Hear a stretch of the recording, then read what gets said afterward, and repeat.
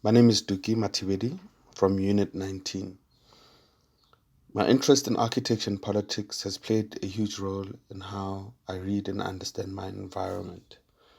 I reflect on my honours work titled Freedom is Not Free, where I begin to question the idea of freedom in a democratic South Africa through a technique of decollage.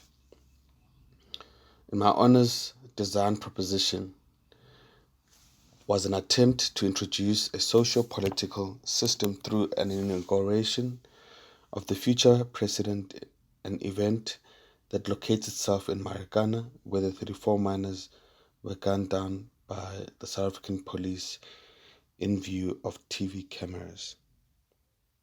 In my major design proposition for my master's year, which is located in Cape Town, South Africa, the work begins to investigate claims of land and ownership at scales, at different scales, such as ideological scale, urban scale, the scale of the property, and scale 1 to 1.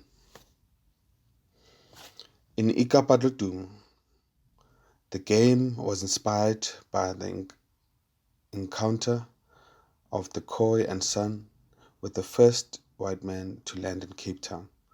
The game explores ideas of home, work, and leisure through questions of choice, persuasion, and order on an ideological scale.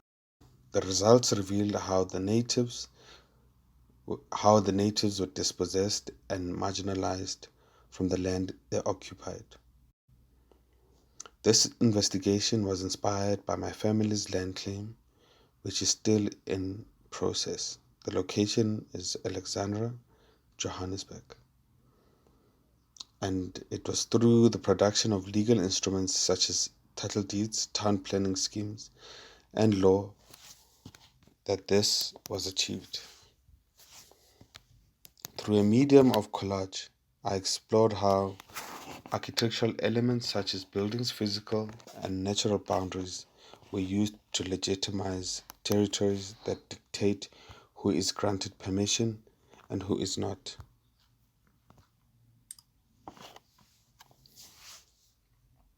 And the work taught me how one can negotiate space using time and indigenous rituals as tactics for fortification.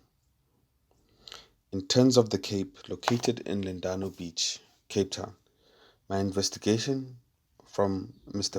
Fayez, a beach trader, gave me insight into how the residents or the owners use these properties on a seasonal basis. A quote from Mr. Fayez, close open quote, "They are never here in winter because they are always chasing summer. That's why there is no business right now." Close quote. In response to that, I proposed a mayoral campaign for the upcoming election with a promise to accommodate the natives seeking homes for a winter stay. The stay eventually happens. The natives discover a shell midden right next to the beach as evidence of their ancestral legacies. On the return of the owners during spring, the natives produce the midden as their claim to Lendano.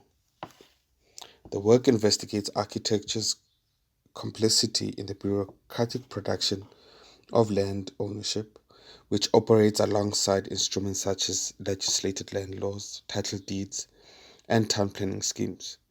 The work approaches these instruments as fiction. The work posits that architecture remains a tool to maintain boundaries of marginalization, and the work investigates ways to infiltrate those boundaries.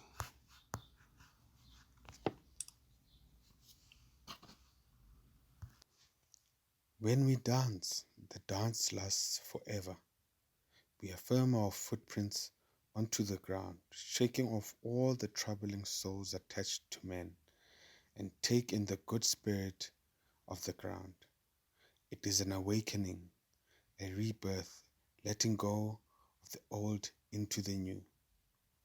We are told It is in the rhythm of the dance that a new life takes form.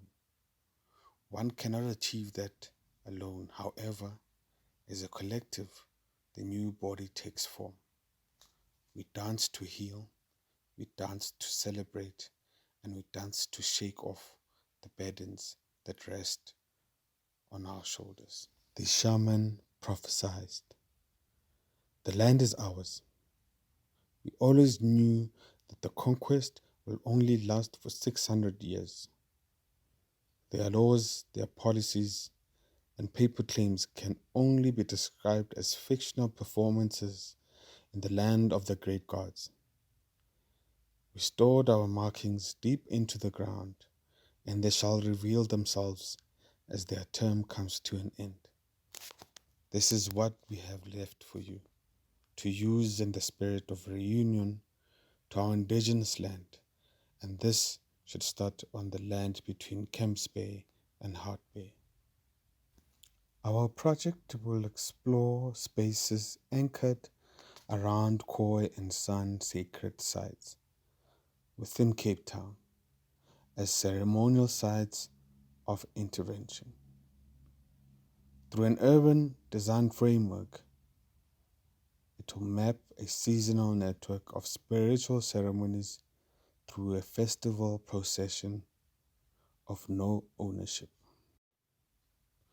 The ritual practice of these ceremonies began to infiltrate the surrounding territory, distorting the city's cartography to generate a new form of landscape.